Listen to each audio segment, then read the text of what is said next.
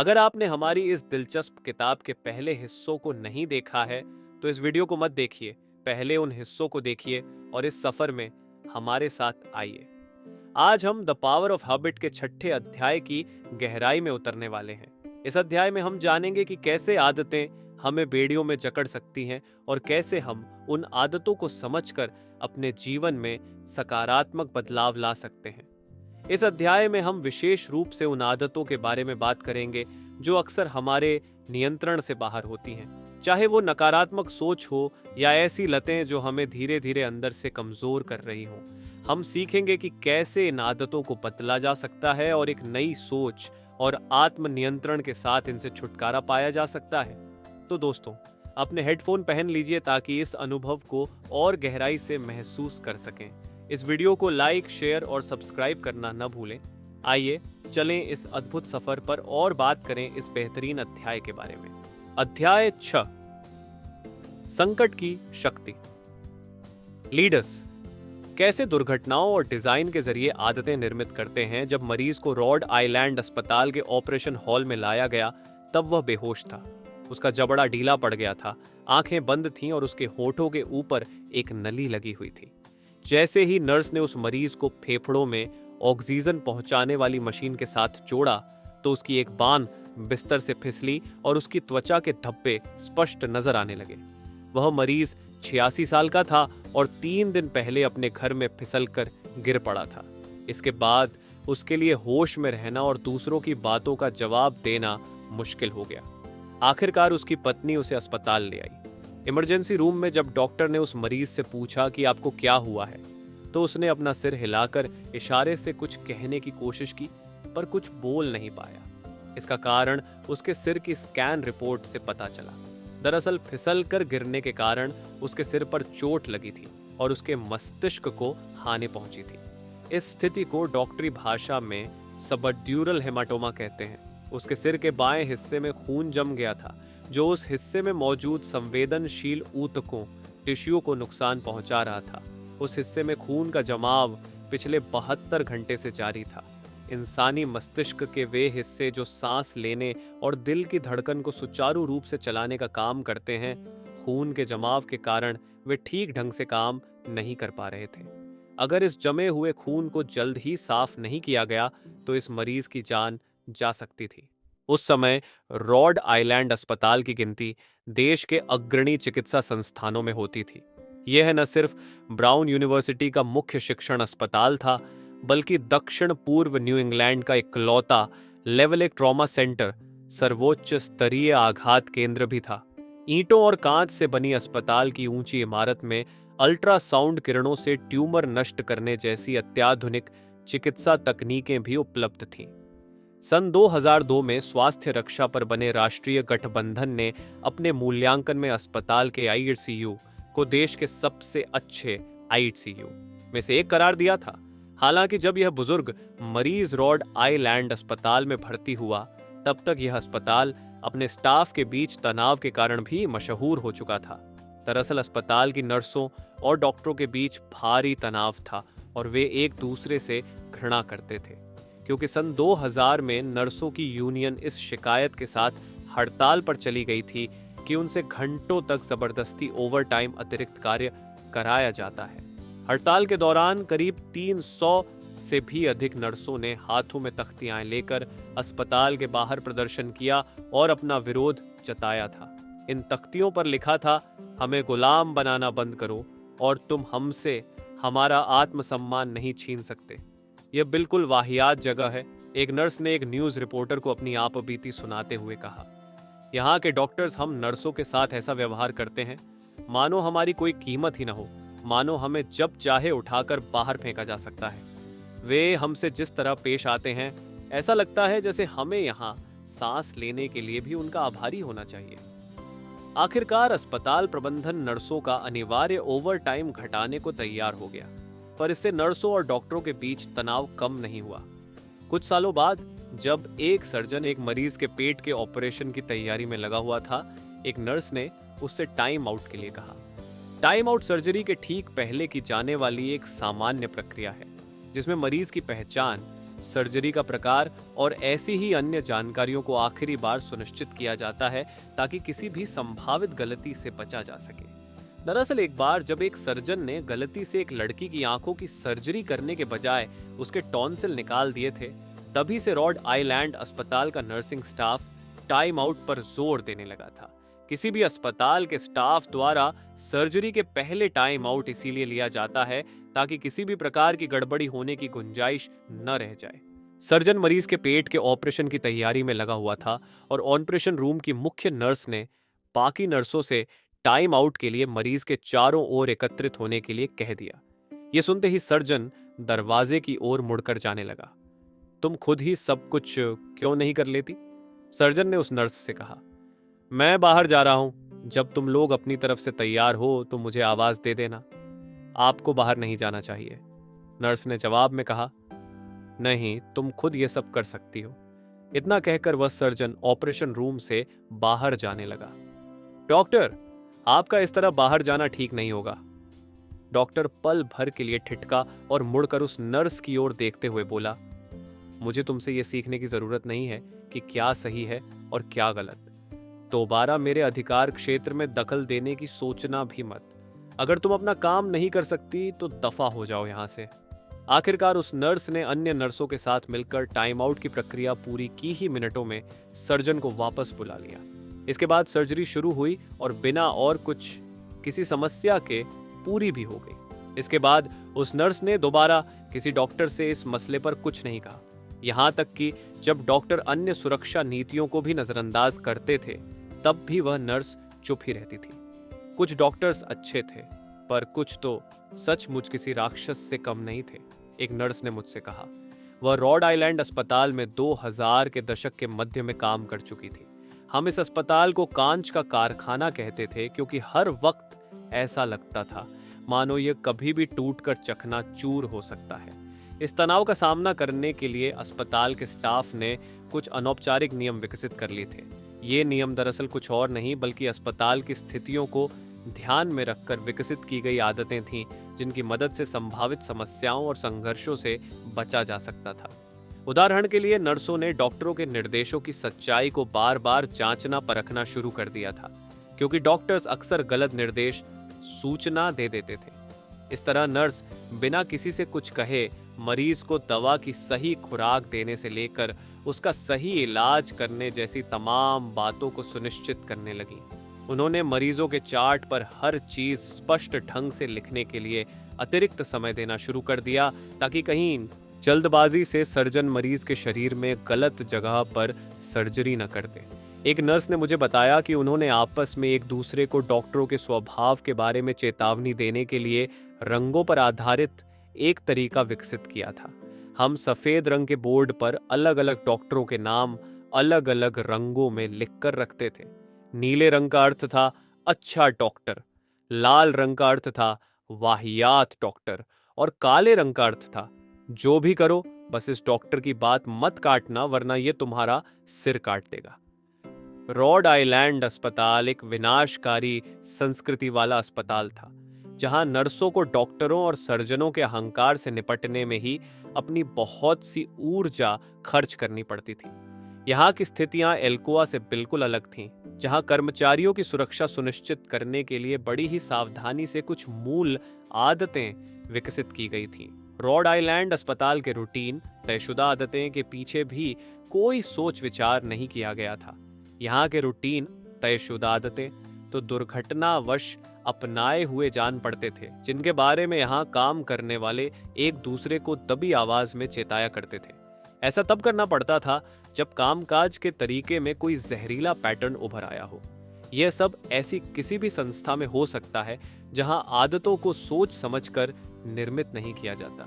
जिस तरह सही मूल आदतें चुनकर महत्वपूर्ण सकारात्मक बदलाव लाए जा सकते हैं, ठीक उसी तरह गलत आदतें मुसीबतें भी पैदा कर सकती हैं। और जब रॉड आइलैंड अस्पताल की आदतें अचानक सामने आईं तो भयंकर गलतियों का कारण बन गई। अस्पताल के इमरजेंसी रूम के स्टाफ ने जब सबड्यूरल हेमाटोमा से ग्रस्त उस 66 वर्षीय मरीज के मस्तिष्क की स्कैन रिपोर्ट देखी तो उन्होंने फौरन उस समय ड्यूटी पर मौजूद न्यूरोसर्जन को इसकी सूचना दी। वह न्यूरोसर्जन उस समय किसी मरीज की रीढ़ की सर्जरी कर रहा था, पर जब उसे इसकी सूचना मिली तो उसने उस सर्जरी की जिम्मेदारी अपने सहायक सर्जन को सौंपी और मस्तिष्क की स्कैन रिपोर्ट को तुरंत कंप्यूटर पर देखा। रिपोर्ट देखने के बाद सर्जन ने अपनी एक सहायक को सर्जरी के लिए उस 86 वर्षीय मरीज की पत्नी से सहमति पत्र पर हस्ताक्षर कराने के लिए इमरजेंसी रूम भेज दिया। फिर वह दोबारा अपने पिछले मरीज की रीढ़ की सर्जरी में लग गया। करीब आधे घंटे बाद उस बुजुर्ग मरीज को इसी ऑन ऑपरेशन रूम में ले आया गया। नर्सेस चारों ओर भाग दौड़ रही थी। वह बुजुर्ग मरीज ऑन ऑपरेशन टेबल पर अचेत लेटा था। नर्सों ने उसकी पत्नी के हस्ताक्षर वाला सहमति पत्र और उसका मेडिकल चार्ट देखा। डॉक्टर, एक पुरुष नर्स ने उस मरीज के मेडिकल चार्ट की ओर देखते हुए कहा, इस सहमति पत्र में यह नहीं लिखा है कि हेमाटोमा की समस्या सिर के किस हिस्से में है। नर्स ने वह सहमति पत्र डॉक्टर के सामने रख दिया। उसमें कहीं भी इस बात का उल्लेख नहीं था कि मरीज के सिर के किस हिस्से का ऑपरेशन करना है। किसी भी सर्जरी के बारे में जरूरी जानकारियां देने के लिए हर अस्पताल इन दस्तावेजों पर ही निर्भर होता है। मरीज के शरीर में सर्जरी का पहला चीरा लगाने से पहले उसके परिवार के किसी सदस्य से एक सहमति पत्र पर हस्ताक्षर कराए जाते हैं और सर्जरी की हर प्रक्रिया के लिए उनकी सहमति ली जाती है। साथ ही मरीज से संबंधित सारी जानकारी को सत्यापित भी कराया जाता है। ऑन ऑपरेशन से पहले दर्जनों डॉक्टरों और नर्सों द्वारा मरीज की एक एक चीज की जांच की जा रही होती है और उसे ऑपरेशन के लिए तैयार किया जा रहा होता है। ऐसे तनावपूर्ण माहौल में सहमति पत्र ही वह दस्तावेज होता है जिसमें यह लिखा होता है कि मरीज के साथ ऑन ऑपरेशन रूम में क्या होने वाला है। हस्ताक्षर करवाकर ली गई सहमति के बिना कोई भी व्यक्ति मरीज के सर्जरी रूम में प्रवेश नहीं कर सकता। मैं पहले भी ये स्कैन रिपोर्ट देख चुका हूं, सर्जन ने कहा। मरीज के सिर के दाएं हिस्से में समस्या है। अगर हमने सर्जरी में और देर की तो उसकी जान जा सकती है। शायद हमें एक बार फिर से स्कैन रिपोर्ट पढ़ लेनी चाहिए। कंप्यूटर टर्मिनल की ओर जाते हुए उस पुरुष नर्स ने कहा, दरअसल सुरक्षा के कारणों से अस्पताल के कंप्यूटर आखिरी बार इस्तेमाल किए जाने के 15 मिनट बाद लॉक हो जाते थे। अगर वह पुरुष नर्स दोबारा कंप्यूटर को लॉग इन करता और मरीज के मस्तिष्क की स्कैन रिपोर्ट को स्क्रीन पर लॉड करता तो इसमें कम से कम 1 मिनट का समय और लगता। समय बहुत कम है, सर्जन ने कहा। मुझे बताया गया था कि मरीज की जान खतरे में है। हमें उसके सिर के अंदर बन रहे दबाव को जल्द से जल्द खत्म करना होगा। पूछा, अगर मैं फटाफट जाकर उसके परिवार के किसी सदस्य को ढूंढ लाऊं तो? पुरुष नर्स, भाड़ में जाओ, जो करना है करो, सर्जन ने चीखते हुए नर्स से कहा। तुम उसके परिवार को ढूंढो या किसी और को, मुझे उससे कोई मतलब नहीं है। मेरे लिए उसकी जान बचाना सबसे जरूरी है और मैं अब सर्जरी शुरू कर रहा हूं। सर्जन ने मरीज के दस्तावेज उठाए और उस पर सिर के दाईं तरफ लिख दिया। ये लो, उसने कहा, अब हम फौरन ऑन ऑपरेशन शुरू करेंगे। वह पुरुष नर्स रॉड आइलैंड अस्पताल में पिछले करीब 1 साल से काम रहा था और अस्पताल की संस्कृति से अच्छी तरह परिचित था। उस पुरुष नर्स सहित बाकी सभी नर्सों को भी पता था कि उस सर्जन का नाम गलियारे पर टंगे बोर्ड पर काले रंग से लिखा रहता है, जिसका अर्थ यह था कि सभी नर्सों को उससे सावधान रहना चाहिए। वे सब इस अलिखित नियम से परिचित थे कि जीत हमेशा इस सर्जन की ही होती है। चुपचाप डॉक्टर के चीखने के बाद उस पुरुष नर्स ने मरीज का चार्ट एक ओर रख दिया और किनारे खड़ा हो गया, जबकि डॉक्टर ने मरीज को ऑन ऑपरेशन टेबल पर इस तरह लेटाया कि उसकी खोपड़ी का दायां हिस्सा ऊपर की ओर रहे। फिर उसने मरीज की खोपड़ी के उस हिस्से के बाल शेव किए और उस पर एंटीसेप्टिक लगा दिया। उसकी योजना यह थी कि खोपड़ी के इस हिस्से को काटकर खोला जाए और अंदर मस्तिष्क के पास जो खून जमा हुआ है उसे साफ कर दिया जाए। उसने अपने एक बारीक चाकू से मरीज की खोपड़ी के एक हिस्से को काटा, उसे जरा सा खोला और फिर वहां से झांक रही सफेद रंग की हड्डी को ड्रिल करना शुरू कर दिया। वह खोपड़ी की उस हड्डी पर तब तक ड्रिल करता रहा जब तक एक हल्की सी आवाज के साथ उसका एक छोटा सा हिस्सा टूट नहीं गया। उसने ठीक यही प्रक्रिया दोहराते हुए उस हड्डी में 2 और छेद बनाए। फिर एक अन्य बारीक औजार की मदद से तीनों छेदों के बीच का खोपड़ी का एक छोटा सा त्रिकोणीय टुकड़ा काट दिया। उसके नीचे मस्तिष्क के आसपास एक पारदर्शी आवरण था जिसे ड्यूरा कहते हैं। हे भगवान, किसी के मुंह से अचानक निकला। दरअसल खोपड़ी के उस हिस्से में कोई हेमाटोमा नहीं था। वे अब तक खोपड़ी के उल्टे हिस्से पर सर्जरी कर रहे थे। हमें मरीज को पलटना होगा, सर्जन चीखा। मरीज की खोपड़ी का जो त्रिकोणीय हिस्सा काटकर निकाला गया था, उसे धातु की छोटी छोटी पट्टियों और शिकंजों की मदद से फिर से जोड़कर खोपड़ी को सिल दिया गया। इसके बाद उसकी खोपड़ी के बाएं हिस्से को ऊपर की ओर किया गया। एक बार फिर वही प्रक्रिया दोहराई गई। बाल शेव करना, एंटीसेप्टिक लगाना, खोपड़ी के ऊपरी हिस्से को काटना, फिर हड्डी में छेद करके उसका एक टुकड़ा तोड़कर जगह बनाना। इसके बाद जैसे ही ड्यूरा नामक आवरण में छेद किया गया तो हेमाटोमा फौरन नजर आ गया। गहरे रंग का गाढ़ा द्रव था और मस्तिष्क के एक छोटे से हिस्से में चारों ओर जमा हुआ था। आखिरकार सर्जन ने जैसे ही वह पूरा खून साफ किया, मरीज के सिर पर बना दबाव फौरन कम हो गया। आदर्श स्थिति में यह सर्जरी करीब 1 घंटे में पूरी हो जाती, लेकिन सर्जन ने जो गड़बड़ की थी उसके कारण इसमें करीब 2 गुना समय लगा। सर्जरी के बाद मरीज को IHC.U में ले जाया गया। हालांकि वह पूरी तरह कभी होश में नहीं आ पाया और 2 सप्ताह बाद उसकी मौत हो गई। मरीज की मौत के बाद इस मामले की जांच की गई। जांच के नतीजों के अनुसार मरीज की मौत का सटीक कारण बता पाना असंभव था, पर मरीज के परिवार ने तर्क दिया कि मरीज की हालत पहले ही नाजुक थी और सर्जन की गलती ने उसे और बिगाड़ दिया। एक तो उसकी खोपड़ी के दोनों ओर के हिस्सों को काटा गया और दोनों ओर छेद भी किए गए। इसके अलावा सर्जरी में सामान्य से ज्यादा समय लगा और सर्जन की गलती के कारण मस्तिष्क के पास जमे खून को साफ करने में काफी देर हो गई। मरीज की सर्जरी सफल होने की जो भी गुंजाइश थी, वह इन सभी गलतियों के कारण खत्म हो गई। मरीज के परिवार ने दावा किया कि अगर सर्जन ने गलती नहीं की होती तो शायद मरीज अब भी जिंदा होता। आखिरकार किसी तरह दोनों पक्षों के बीच समझौता हुआ और अस्पताल प्रबंधन ने मरीज के परिवार को मुआवजा देकर मामला खत्म किया। रॉड आइलैंड अस्पताल ने उस सर्जन पर आजीवन प्रतिबंध भी लगा दिया। इस घटना के बाद कुछ नर्सों ने दावा करते हुए कहा, यह तो होना ही था, यहाँ के हालात ही ऐसे थे। रॉड आइलैंड अस्पताल की संगठनात्मक आदतें इतनी गलत थीं कि कभी न कभी ऐसी कोई गलती होना तय था। हालांकि ऐसा नहीं है कि इस तरह के खतरनाक पैटर्न्स बनने के लिए सिर्फ अस्पताल ही जिम्मेदार होते हैं। हानिकारक संगठनात्मक आदतें हर उद्योग और कंपनी में पाई जाती हैं और करीब करीब हमेशा ही ये आदतें उन लीडरों की विचारहीनता के कारण निर्मित होती हैं जो कंपनी या उद्योग की संस्कृति के बारे में सोच विचार करने से बचते हैं। सही मार्गदर्शन के अभाव में इस तरह की आदतें निर्मित हो जाती हैं। संसार में ऐसी कोई संस्था नहीं है जिसमें कोई संगठनात्मक आदत न हो। कुछ संस्थाओं में संगठनात्मक आदतें जानबूझकर निर्मित की जाती हैं, जबकि कुछ संस्थाओं में उनके पीछे कोई सोच नहीं होती। इसीलिए ऐसी संस्थाओं में इन आदतों के निर्मित होने के पीछे अक्सर प्रतिद्वंदिता या डर कारण बन जाता है। हालांकि जो लीडर्स सही अवसरों का लाभ उठाना जानते हैं, वे हानिकारक आदतों इस घटना के बारे में इस पुस्तक में जो भी जानकारी दी गई है, वह रॉड आइलैंड में कार्यरत विभिन्न लोगों और घटना के साक्षी रहे या उसमें शामिल रहे लोगों के इंटरव्यू में दिए गए बयानों पर आधारित है।